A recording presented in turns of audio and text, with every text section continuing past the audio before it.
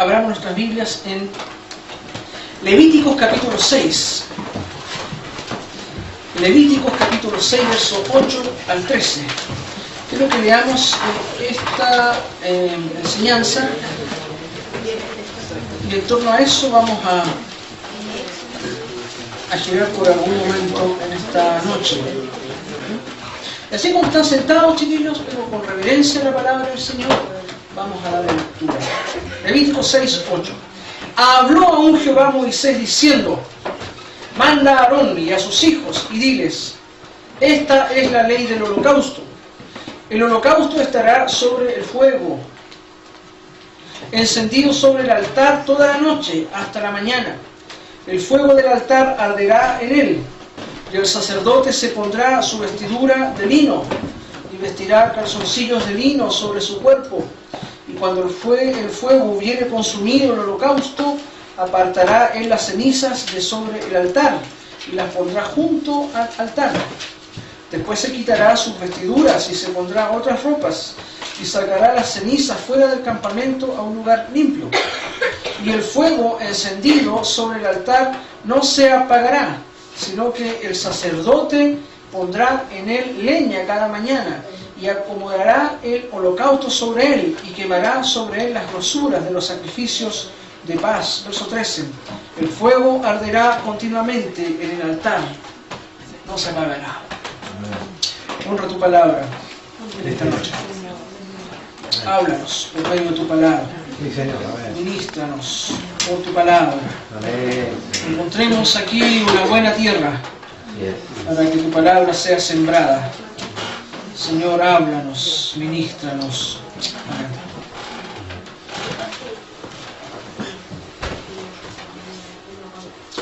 Comúnmente hemos escuchado la expresión yo sirvo a Dios a mi manera. A mí no me tienen que enseñar cómo buscar a Dios. Yo sirvo de la manera que yo quiero servir a Dios. Alguien me dijo hace un tiempo atrás: yo no necesito una iglesia para acercarme a Dios, pues Dios también me escucha si oro en mi casa. Y creo que esta actitud es muy común, incluso de la gente que se congrega en la iglesia. Y esto ha traído una actitud de indiferencia a los propósitos de Dios en este tiempo. Y la verdad que esta actitud está completamente alejada a los propósitos de la palabra, a los propósitos de Dios, puesto que es Dios y no el hombre quien toma la iniciativa de buscar. Amén. Es Dios quien busca al hombre, no el hombre a Dios. Dios sale a nuestro encuentro. Dios llama al hombre cuando éste se encontraba alejado de él. Le muestra sus propósitos, le fija el camino a seguir. Y es más, una vez encontrado el hombre, le muestra el plan de salvación por medio de Jesucristo y una vida de santidad por medio del Espíritu. Jesús en Juan capítulo 15 nos dice: separados de mí, nada podéis hacer. Y el mapa para hallar a Dios está aquí en este libro, está en su palabra. Dios ha revelado sus principios, sus mandamientos, sus propósitos, su naturaleza, su carácter y fundamentalmente el cómo podemos conocer verdaderamente a Dios.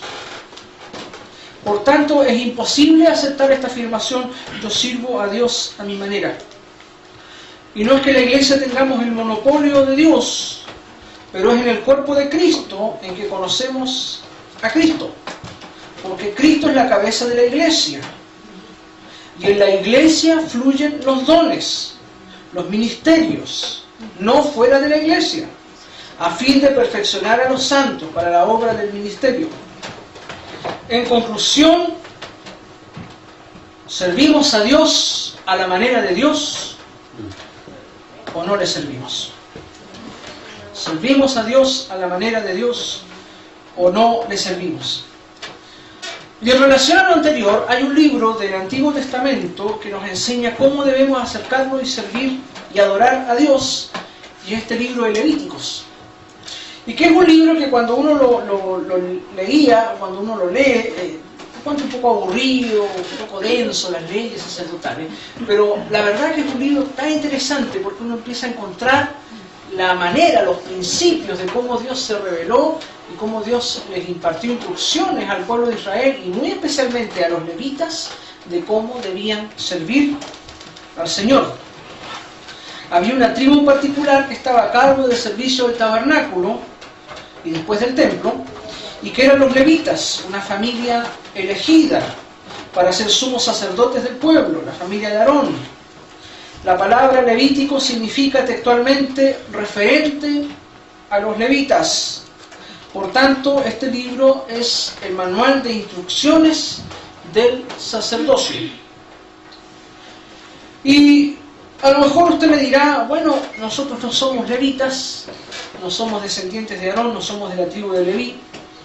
Pero el apóstol Pedro dice en 1 de Pedro, capítulo 2, verso 9, mas vosotros sois linaje escogido, real sacerdocio, nación santa, pueblo adquirido por Dios. El Señor nos ha convertido a nosotros en reyes y sacerdotes para nuestro Dios. Amén. Nosotros somos un pueblo de sacerdotes. Querido joven, a lo mejor tú dices, soy muy joven, soy un liceano, o un universitario, o soy un joven recién casado, tengo muchas cosas que hacer, o no tengo experiencia, o no tengo un ministerio específico. Pero si has conocido a Cristo, si te Dios ha entrado en tu corazón, Cristo está en tu vida, eres un sacerdote del Señor. Eres un sacerdote del Señor. Tenemos este ministerio de ser un pueblo de sacerdotes, un pueblo de levitas, de hombres escogidos para el servicio del Señor. Tenemos esa responsabilidad. Y cuando vamos a este libro, a las ceremonias del Antiguo Testamento, del Levítico, los sacrificios, las vestiduras y todos los símbolos de este libro nos detallan y nos simbolizan los distintos aspectos de la obra salvadora de Cristo, de lo que Cristo como nuestro sumo sacerdote ha hecho por nosotros. Hebreos dice que Él ha sido constituido sumo sacerdote para siempre, de acuerdo al orden de Melquisedec. Y nosotros, queridos chiquillos, jóvenes, somos un pueblo de sacerdotes. Y cuando nos metemos en este libro y empezamos a estudiar las formas, las ceremonias y todo el simbolismo que hay detrás, la verdad es que debiera salir de nosotros una expresión de alabanza, porque nos encontramos ante la santidad de Dios. Así es. Levíticos es trascendentalmente un libro que nos habla de la santidad de Dios. Y debe salir de nuestro corazón una expresión de alabanza. El doctor J.I. Packer dijo que la teología es para la doxología. La teología es para la doxología, es decir, el estudio de la palabra nos debe llevar a una profunda vida de adoración a Dios. Amén.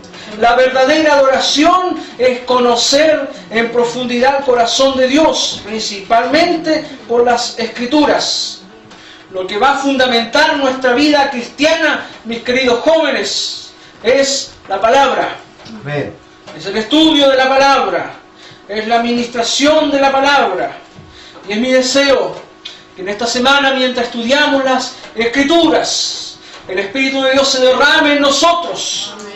El Espíritu Santo nos conmueva cuando estemos en de Dios, de la salvación, de la cristología, que broten de manera espontánea himnos, salmos, como el apóstol Pablo, después de exponer la doctrina de la salvación en Romanos 11, dice: oh profundidad de la riqueza, de la sabiduría y de la ciencia de Dios. Sí, Señor. Cuán insondables son sus juicios, inescrutables son sus caminos. Amén. Porque de Él, y por Él, y para Él son todas las cosas. Amén. A Él sea la gloria por los siglos de los siglos.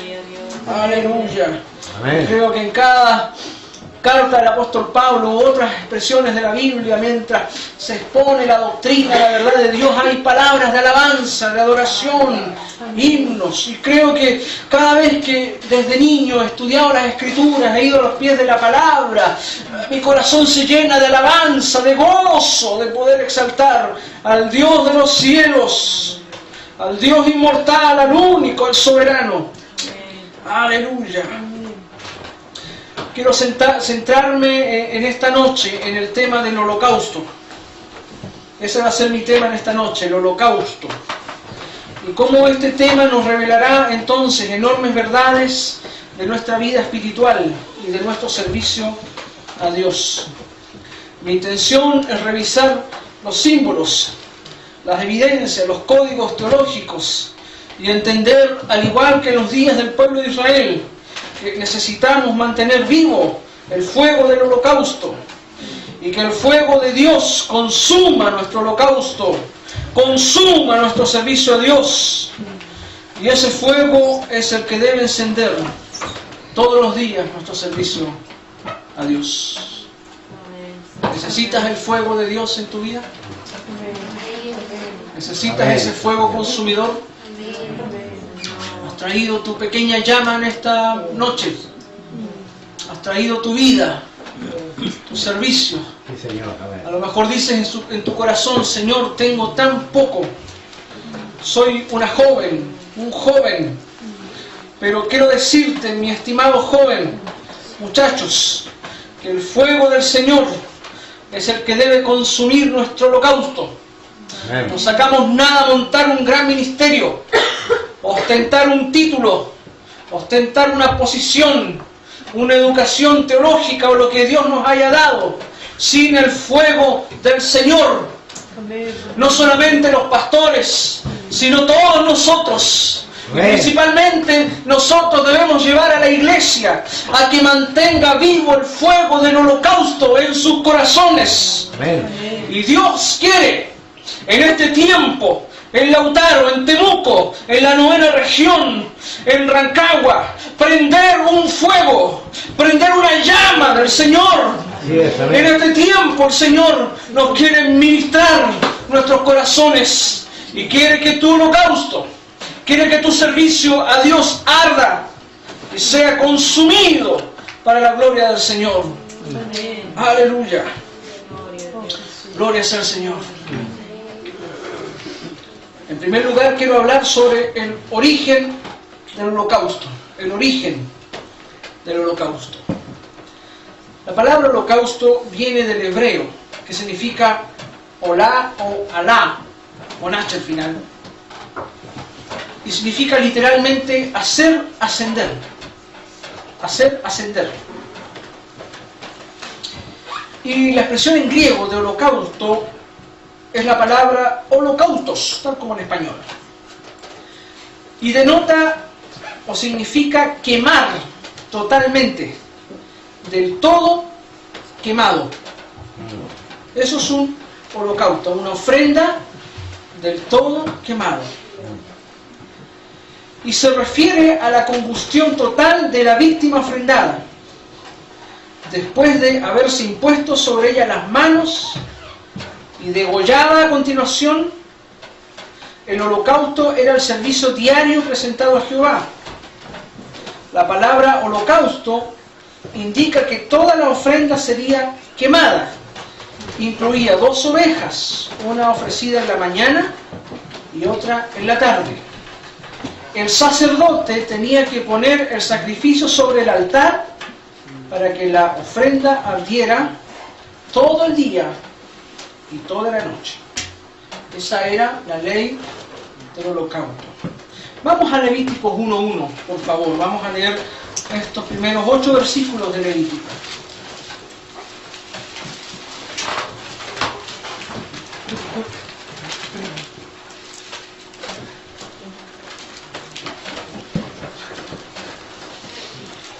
Llamó Jehová a Moisés y habló con él desde el tabernáculo de reunión, diciendo: habla a los hijos de Israel y diles: cuando alguno entre Vosotros ofrenda a Jehová de ganado vacuno u ovejuno, haréis vuestra ofrenda. Si su ofrenda fuere holocausto vacuno macho, sin defecto lo ofrecerá. De su voluntad lo ofrecerá a la puerta del tabernáculo de reunión delante de Jehová. Y pondrá su mano sobre la cabeza del holocausto, y será aceptado para la expiación suya. Entonces degollará el becerro en presencia de Jehová, y los sacerdotes hijos de Aarón ofrecerán la sangre y la rociarán alrededor sobre el altar, el cual está a la puerta del tabernáculo de reunión, y desollará el holocausto y lo dividirá en sus piezas. Y los hijos de los sacerdotes Aarón pondrán fuego sobre el altar y compondrán la leña sobre el fuego. Luego los sacerdotes hijos de Aarón acomodarán las piezas, la cabeza y la grosura de los intestinos sobre la leña, y ésta sobre el fuego que habrá encima del altar. Amén.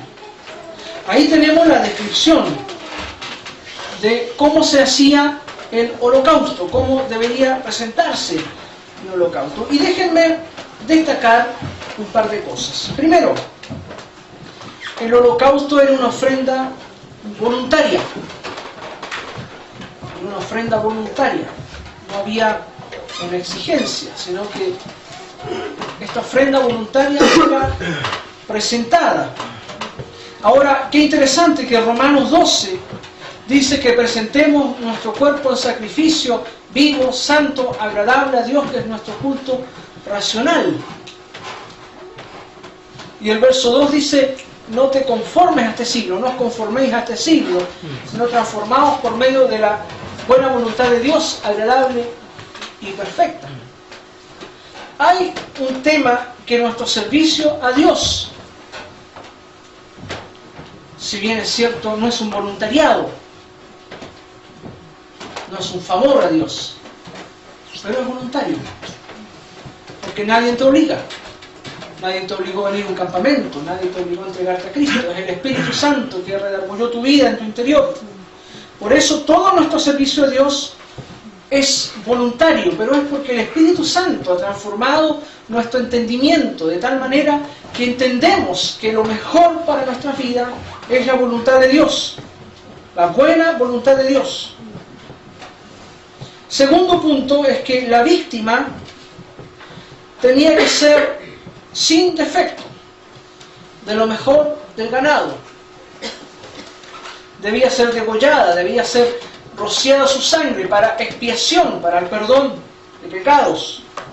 Y esto nos habla, primero, lo que dice el libro de Hebreos, que sin derramamiento de sangre no hay remisión de pecados. La adoración en los términos de Dios es con derramamiento de sangre. Es una ofrenda. Y tiene que ser lo mejor, sin defecto, de lo mejor del ganado. Como la primera ofrenda que presentó Abel. ¿Saben esa historia? Génesis 4. Abel presentó del ganado y presentó lo mejor ante el Señor. Y en tercer lugar, la víctima era sustitutoria. Un principio sacerdotal es el principio de la sustitución. La ofrenda del holocausto tomaba el lugar de quien la ofrecía. Por eso, quien tomaba esa ofrenda, el sacerdote le ponía la mano encima, porque tomaba el lugar de aquel que presentaba el holocausto. Cuando los sacerdotes presentaban ofrendas por el pueblo, esa ofrenda representaban al pueblo. Cuando una persona en ofrenda voluntaria iba a dejar un animal, y eso nos habla de Jesucristo, quien tomó nuestro lugar. El principio sacerdotal. Y sabes que ese principio debe regir también en la iglesia. Los pastores, de alguna manera, guiamos el rebaño, al pueblo de Dios. Y cuando oramos, cuando bendecimos a la iglesia, hay también una oración sustitutoria. tomamos el lugar del pueblo cuando intercedemos por el pueblo de Dios. Cuando usted intercede por su familia, cuando usted intercede por sus hijos, los que tienen hijos, por sus padres, por sus hermanos, porque la palabra intercesión significa ponerse en lugar de otros. Ahí hay un principio sacerdotal. En el culto público, cuando oramos, hay distintos tipos de oración. Hay oraciones unánimes en que todos oramos a una voz, pero hay oraciones sacerdotales. Cuando le pedimos a un hermano orar, usted va a orar. Ese hermano o hermana ora en nombre de todo el pueblo. Los demás deben creer en su corazón y orar en su corazón. A veces por desconocimiento hacemos cosas que no sabemos, pero a veces cuando le decimos, usted va a orar, esa persona, si hay 100, 200 personas en el templo, toma el lugar de toda la congregación y ora a Dios. Por eso si le piden hacer una oración pública, hágalo con un corazón limpio. Hágalo con un corazón limpio. Ore a Dios y diga, Señor, yo estoy orando en nombre de todos mis hermanos. Es como cuando le piden a alguien, a mí me pasa mucho, o me pasaba cuando hacía clase, que iba a la sala de profesores, el presidente curso, solemnemente me decía que no había leído el libro, porque tenía muchas páginas. Yo le decía, ¿qué libro están leyendo? Me olvidé. 100 años de soledad de Gabriel García Márquez. Pero ese es un libro maravilloso. Muy buen libro. Y la prueba está fácil.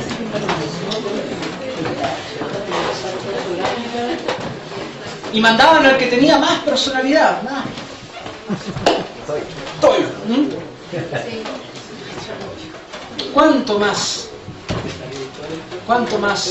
cuando vamos ante el Rey de Reyes y Señor de Señores? No ante un pobre, simple mortal, ¿cierto? Era una víctima sustitutoria, el principio de sustitución. Cuando Abraham subió al monte con Isaac, su hijo, su único hijo, Dios le pidió presentarlo en holocausto, en ofrenda del todo quemada. Imagínese el corazón de Abraham, que él iba a tener que no solamente degollar a su hijo, sino quemarlo hasta las entrañas, hasta reducirlo a cenizas, porque eso era la ofrenda de Abraham. Y el niño, como todos los niños a esa edad, son curiosos, le dijo, bueno, acá está la leña, vamos al monte, el fuego, pero falta la víctima. Y cuando apareció este animal, que lo traían los ángeles, ¿cierto? Tomó el lugar de Isaac, ¿cierto? Y fue ofrecido en holocausto. Y ese holocausto fue aprobado, porque lo que Dios vio en Abraham no fue el holocausto. Vio la fe que había en su corazón, que fue capaz de obedecer hasta el punto de entregar a su propio hijo. Y ese fue el holocausto más grande que movió el corazón de Dios. Por eso Abraham fue considerado el padre de la fe. Porque no hay holocausto más grande que nuestro corazón se entregue por completo al Señor. Amén. Quiero hablar de los símbolos del holocausto ahora. Primero hablamos del origen. En segundo lugar, quiero hablar de los símbolos del holocausto. Dice que los sacerdotes vestirán sus ropas sacerdotales. Ropas de lino. ¿Cierto? El lino era una prenda que se distinguía porque tenía un hilo muy fino. No era una arpillera. Las piezas de luto, por ejemplo, eran unas arpilleras ásperas. Pero el lino era la ropa sacerdotal, era una ropa fina, en aquel tiempo muy costosa. y se distinguía por su color blanco, por su pureza. Y el lino habla de la pureza, de la ropa.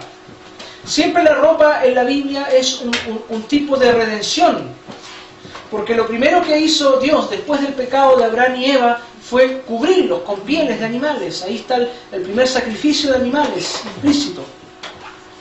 Y el lino nos habla también de una santificación. Fíjense la diferencia.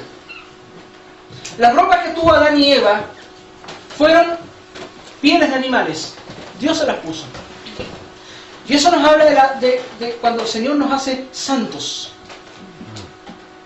Pero el lino fino no lo puso Dios, lo hacían ellos, con sus manos. Y eso nos habla de la santificación, que son dos cosas distintas. La santidad es una posición, es un estatus. Se llama santidad posicional. Estando en Cristo somos santos. El apóstol Pablo siempre llamó a los cristianos santos. ¿Cierto?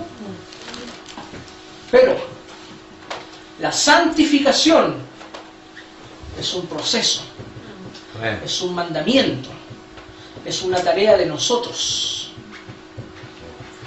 Ya somos santos en el hecho de haber sido apartados del mundo y haber sido puestos en el reino de Dios. Pero crecer en esa santidad como un estilo de vida, eso se llama santificación. Y eso es un trabajo nuestro.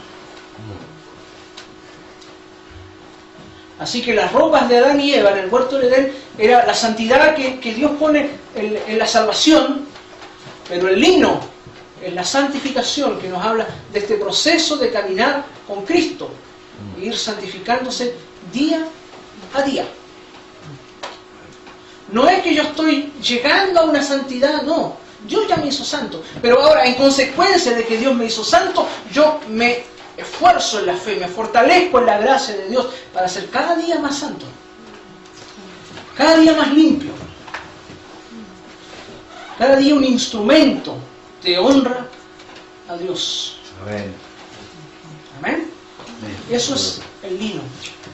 Y qué interesante es que ellos debían vestir calzoncillos de lino, ropas de lino, y eso lo hacían dentro del holocausto. Pero cuando ellos tenían que sacar las cenizas, que era ya el residuo del holocausto, debían sacarse esa ropa, colocarse ropa común para salir fuera de la ciudad. Lo que nos habla que el servicio al Señor no tiene nada que ver con el mundo. No podemos movernos en este mundo con la misma ropa que servimos al Señor. La santidad es un atributo de Dios y no podemos servir a Dios de otra manera. El pecado no debe tener contacto con la santificación. Había una incompatibilidad, por eso debían sacarse esa ropa y ahí sacar las cenizas del altar y salir del altar. Otro símbolo es obviamente el fuego. El fuego simboliza la santidad de Dios, que consume todo aquello que es inconsistente con la santidad de Dios. Vamos a Hebreos 10:27. Hebreos 10:27. Verso 26.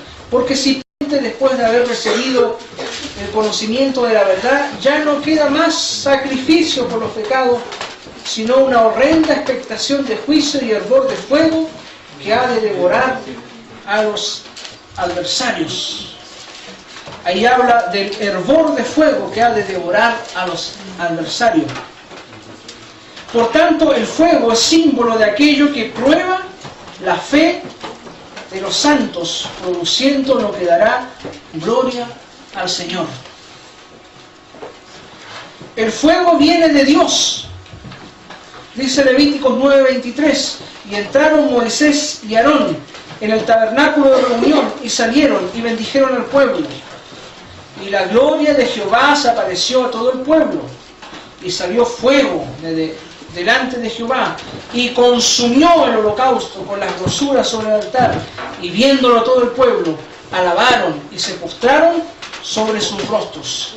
Qué interesante que en el Antiguo Testamento el fuego viene de Dios.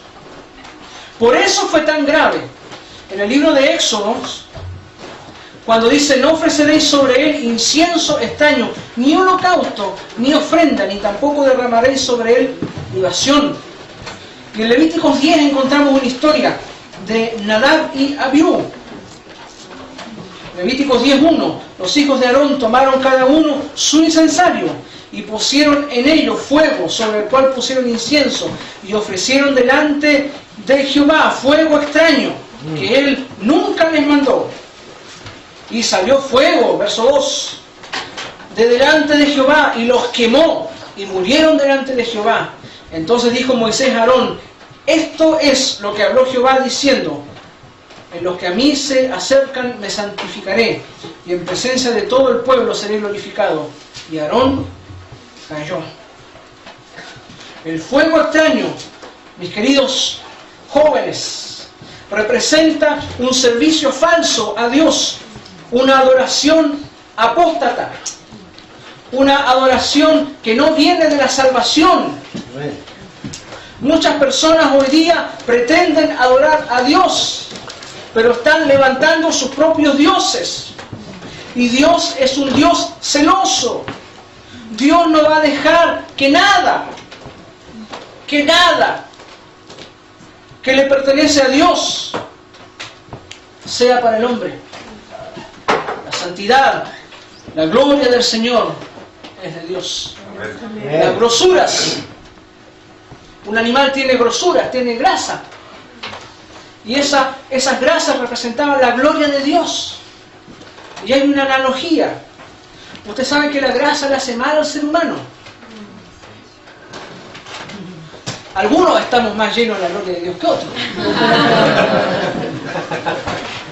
Pero la medicina ha descubierto que la grasa en la sangre es perjudicial. Provoca infartos. Hay una cantidad de infartos. En Puerto Montt hemos tenido un montón de gente con infarto. Infarto de todo tipo. Infarto al corazón, infarto cerebral, ¿cierto? Infarto a una pierna, se llaman trombo, infarto pulmonar. Hay un montón de tipos de infartos. Si hay algún chiquillo que estudia una carrera de la salud, nos puede explicar ese tema. Y eso es todo por la grasa. Porque los sureños somos buenos para los asados, la carne, ¿cierto? Y el doctor nos dice: no coma este tipo de carne, no coma carne de cerdo, no coma cordero, coma pescado, etc. Y así como la grasa al ser humano le hace mal, la grosura, ahora hablando espiritualmente, le hace mal. La gloria de Dios le hace mal al hombre. Cuando nosotros nos quedamos con la gloria de Dios, nos hace mal. Por eso yo creo, y hago esta analogía, que hay mucho colesterol espiritual en las iglesias. Porque así como el colesterol nos hace daño, hay mucho colesterol espiritual en las iglesias. Porque están comiendo mucha grosura, y la grosura le hace mal. La humildad, chiquillos. ¿De qué sirve tener lindos talentos, lindos ministerios, si no hay humildad? Dios da gracia a los humildes. Cuando eres humilde, cuando agachas el moño, cuando te sometes, cuando obedeces, cuando tienes un corazón enseñable, Dios te honra y Dios te da gracia. Pero cuando viene la soberbia, cuando quieres acumular la gloria de Dios, ahí se prende un fuego extraño.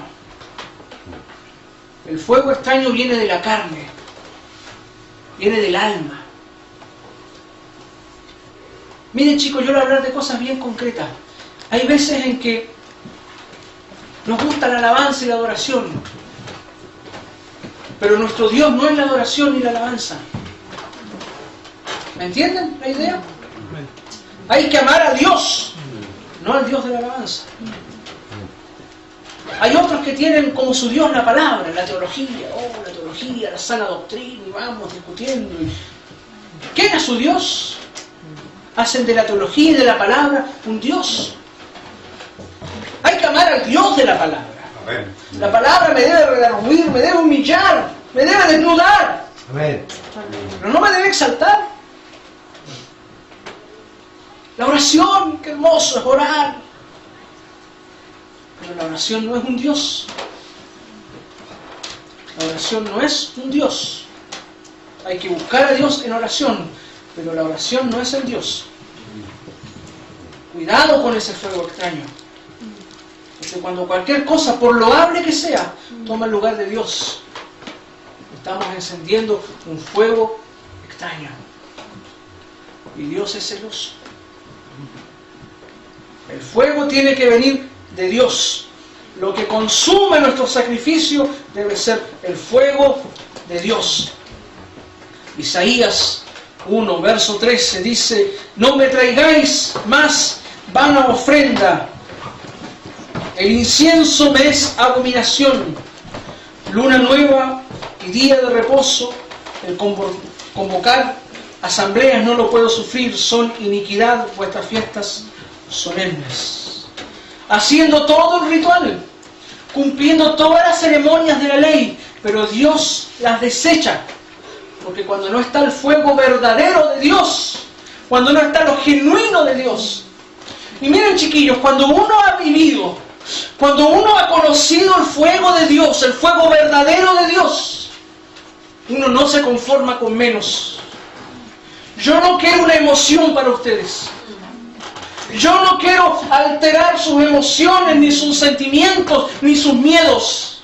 Yo quiero que el fuego verdadero del Señor los consuma. Amén. Como me consumió a mí cuando era niño. Como cuando el Señor habló a mi vida. Como cuando el Señor vino a mi corazón. Yo conozco lo verdadero de Dios. Y no quiero para ninguno de ustedes otra cosa que el fuego del Señor en sus vidas. Amén. No te conformes con menos. No te conformes con la religión. No te conformes con emociones. No te conformes con conocimientos, con hebreo, con griego en tu cabeza. No descanses hasta que el fuego del Señor arda en tu corazón. Amén. Aleluya. Sí, Señor, amén. Bendito sea su nombre. Amén. Otro aspecto y otro símbolo del fuego es que el fuego ardía toda la noche. Aleluya. El fuego ardía toda la noche. Y esto simboliza la fe y el arrepentimiento de la nación de Israel. En el libro de Hebreos capítulo 12, verso 28 dice: así que recibiendo nosotros un reino inconmovible, tengamos gratitud y mediante ella sirvamos a Dios, agradándole con temor y reverencia, porque nuestro Dios es fuego consumidor. Siempre hemos visto este versículo como un versículo de juicio. Nuestro Dios es fuego consumidor. Y en parte tiene razón, porque los juicios de Dios son santos. Amén. Los juicios de Dios, mis queridos, son la expresión de su santidad. Cuando Dios cae con juicio sobre una nación, cuando Dios cae con juicio sobre una iglesia, sobre una familia, sobre una persona, sobre un ministerio, es una expresión de la santidad de Dios. No se olvide que ahí está la santidad de Dios. Pero más hermoso que eso es cuando el fuego de la santidad de Dios consume nuestro servicio. Lo consume. Y eso tiene que ser una actitud de 24 horas al día. No es que tengamos que andar con la aureola en la cabeza. No es que tengamos que andar orando todo el día y hablando en lenguas por todos lados. Gloria a Dios por las lenguas, a todo esto. Pero en el mundo tenemos que hablar en español. Porque ese es el idioma que nos entienden las demás personas. Pero el corazón debe estar, nuestro espíritu debe estar con Dios. Siempre. Aún nuestro espíritu intercede cuando estamos durmiendo, cuando estamos en otra cosa. No me gusta contar experiencias porque las experiencias no son doctrina. Como buen asambleísta yo aprendí eso hace mucho tiempo. Pero no sabe cuánto mi corazón ha orado por ustedes en este tiempo. Fuego consumidor, un fuego que debe arder toda la noche. Y por otra parte, la noche, la oscuridad, representa la ignorancia, la falta de luz, la falta de guía. Y en medio de la oscuridad, de las tinieblas, de la ignorancia de Dios, nuestro servicio a Dios, tu vida de devoción al Señor, debe arder para traer gloria a su nombre. Romanos capítulo 13 dice, la noche está avanzada y se acerca el día. Vistámonos de las armas de la luz. Tu vida, mi querido joven, debe ser una antorcha. Estás rodeado en una universidad lleno de profesores ateos, agnósticos, incrédulos, compañeros de carreras, impíos, promiscuos, homosexuales, lesbianas. Ahí, señorita, joven, sea una antorcha. Que su devoción a Dios, que su santidad del corazón sea una verdadera antorcha. Por eso que debe arder nuestro corazón. Amén. Otro símbolo, cuarto lugar, las cenizas. Las cenizas constituían la prueba de que el sacrificio había sido totalmente aceptado. Es maravilloso lo que nos dice el Salmo 20, verso 1. Jehová te oiga en el día del conflicto. El nombre del Dios de Jacob te defienda. Te envíe ayuda desde el santuario y desde Sión te sostenga. Haga memoria de todas tus ofrendas y acepte tu holocausto. Y fíjense lo que dice la Reina Valera 1909. Envíete ayuda desde el santuario y desde Sión te sostenga. Haga memoria de todos tus presentes y reduzca a ceniza tu holocausto. Amén. Cuando tú sirves a Dios, cuando tú honras a Dios y le sirves de corazón y te entregas al Señor, fíjese lo que dice el salmista. Jehová te oiga en el día del conflicto, cuando vienen tus enemigos, cuando eres atacado, cuando se levanta guerra contra ti, cuando armas se forjan contra ti. Tú que has servido al Señor y que te has consumido por el Señor te envía ayuda desde el santuario. Amén. Cuando sirves al Señor y te entregas al Señor, Él reduce a ceniza tu holocausto. Y las cenizas son la señal que nuestro holocausto es aceptado Amén. y es agradable. Pero también las cenizas nos hablan de una actitud para buscar a Dios. El libro de Job, capítulo 42, verso 6, dice, por tanto me aborrezco y me arrepiento en polvo y ceniza. Las cenizas significan reconocer nuestra humanidad. El diccionario bíblico dice, la expresión polvo y ceniza es un juego de palabras, afar y efer. y significa el origen del cuerpo humano, de los elementos químicos comunes. Génesis 18:27, y Abraham replicó y dijo: he aquí ahora que he comenzado a hablar a mi Señor, aunque soy polvo y ceniza. Y qué bueno que es cuando el Señor te usa, cuando el Señor te usa para su gloria, cuando te entregas como un instrumento en las manos de Dios y Dios consume tu servicio. Al final de tu servicio te das cuenta que eres polvo y ceniza, que soy su siervo y que mi humanidad le sirve a la gloria del Señor. Y eso trae gloria a su nombre. Gloria al Señor.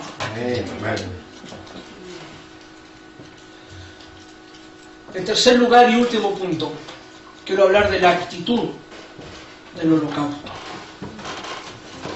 Voy a hablar de dos cosas solamente. En muchos pasajes del Antiguo y Nuevo Testamento, Dios exhorta al pueblo que lo importante en el holocausto no es la víctima, no es si es un cordero o un vacuno, sino el corazón de quien ofrece dicho sacrificio. En 1 Samuel 15, versículo 20 dice: y Saúl respondió a Samuel: antes bien he obedecido a la voz de Jehová, y fui a la misión que Jehová me envió, y he traído a Agag, rey de Amalec, y he destruido a los amalecitas. Mas el pueblo tomó del botín ovejas y vacas, las primicias del anatema, para ofrecer sacrificios a Jehová, tu Dios, en Gilgal. Y Samuel dijo: se complace Jehová tanto en los holocaustos y víctimas como en que se obedezcan las palabras de Jehová. Ciertamente el obedecer es mejor que los sacrificios, y el prestar atención en la grosura de los carneros. El rey Saúl hizo las cosas a su modo. Dijo: yo voy a servir a Dios a mi manera, voy a obedecer parcialmente a Dios, voy a tomar a Amalec, pero no voy a matar al rey, voy a destruir a los amalecitas, pero voy a quedarme con el botín, y para espiar mi codicia voy a presentar sacrificios del botín, que Dios le había dicho que lo mate y que sea el anatema. Por eso Dios rechazó a Saúl, por su desobediencia. Dios mira siempre el corazón y no lo externo. A veces admiramos ministerios, miramos, puede ser en internet, grandes maravillas que vemos, multitudes, pero Dios mira el corazón. Así es. Y tú puedes ser un humilde hermano en un pueblo rural, cantando con una guitarra, pero con un corazón de siervo y de adorador. Y estoy seguro que Dios se va a agradar del holocausto, de la ofrenda, de aquel que lo hizo para Dios. Ahora, si Dios te lleva a una gran multitud y a una gran plataforma y a un gran escenario a alabar su nombre, bien, pero Dios va a seguir mirando el corazón. No va a mirar las luces, Dios mira el corazón. Así es. Amén. Y eso le pasa a muchos siervos en todo terreno, predicadores, pastores, músicos, que parten sencillos, humildes, pero llega un momento en que la prosperidad, la fama los hace cambiar y su actitud del corazón ya no es la misma. En segundo lugar, Primera de Reyes 18:36. Cuando llegó la hora de ofrecerse el holocausto, se acercó el profeta Elías y dijo: Jehová, Dios de Abraham, de Isaac y de Israel, sea hoy Israel, y que yo soy tu siervo, y que por mandato tuyo he hecho todas estas cosas. Respóndeme, Jehová, respóndeme para que conozcan este pueblo que tú, oh Jehová, eres el Dios y que tú vuelves a ti el corazón de ellos. Entonces cayó fuego de Jehová y consumió el holocausto, la leña y las piedras y el polvo, y aún lamió el agua que estaba en la zanja. El profeta Elías entonces ofreció un holocausto en medio de los profetas de Baal, para probarle que Dios seguía siendo Dios. Amén. En medio de tantas falsas voces, falsos profetas, falsa adoración, levanta un corazón verdadero para Dios. Y Dios va a hacer descender fuego sobre tu vida. Amén. Por eso el apóstol Pablo, con esto termino, le aconseja a Timoteo, por lo cual, 2 Timoteo 1:6, te aconsejo que avives el fuego del don de Dios que está en ti por la imposición de mis manos. Y finalmente quiero terminar con este versículo. En Jeremías capítulo 20, verso 7, dice la palabra del Señor: me sedujiste, oh Jehová, y fui seducido. Más fuerte fuiste que yo, y me venciste. Cada día he sido escarnecido, cada cual se burla de mí. Porque cuantas veces hablo, doy voces, grito, violencia y destrucción, que la palabra de Jehová me ha sido para afrenta y escarnio cada día. Y dije, no me acordaré más de él, ni hablaré más en su nombre. No obstante, había en mi corazón como un fuego ardiente metido en mis huesos. Traté de sufrirlo y no pude. Te has dicho muchas veces, no puedo, no quiero hablar más el nombre del Señor. Es una carga. Pero quiero decirte una cosa: si tú has sido tomado por el Señor y llamado por el Señor y estás luchando con el propósito de Dios en tu corazón, quiero decirte una cosa: que hay un fuego en tu corazón que arde, que no nos deja. Muchas veces le dije al Señor: Señor, búscate a otro. Yo no. Pero no puedes luchar con Dios, porque el fuego del Señor es más fuerte. Yo quiero preguntarte en esta noche: ¿cómo está tu holocausto? ¿Cómo está tu holocausto en tu corazón? ¿Es un fuego ardiendo? ¿Es una gran llama? ¿Está apagado? No sé cómo está. ¿Estás luchando con Dios como Jeremías, que dice, no quiero más hablar en tu nombre, he sido escarnecido? Jeremías no tuvo campañas multitudinarias, no se ganó el respeto y el aplauso de las autoridades políticas de su época. Jeremías habló la verdad y sufrió por la verdad. Muchas veces nuestros llamados, hermanos, no son para el aplauso, para el éxito a veces, ni de tu propia iglesia. Se sufre tener una palabra de Dios, se sufre confrontar el corazón, confrontar la rebeldía, confrontar la dureza. Se sufre, pero es más fuerte el fuego del Señor en nuestro corazón. Es más fuerte el llamamiento santo, porque nos debemos a la palabra de Dios, nos debemos a nuestro llamado. ¿Cómo está tu holocausto en esta noche? Si está apagado, sabes, el fuego del Señor está aquí, el Espíritu Santo está aquí.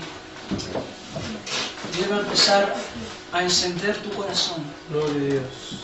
a encender tu llama, querido joven. No luches con Dios. Hay algunos aquí que deben ser confrontados con Dios, porque estás luchando con un llamamiento, estás luchando con algo que Dios ha puesto en tu corazón y lo quieres apagar con tu alma. Lo quieres apagar colocando tu trabajo en primer lugar, tu carrera en primer lugar, tu familia en primer lugar. Gloria a Dios. No vas a poder. como Jeremías, el fuego de Dios es más fuerte. Así es.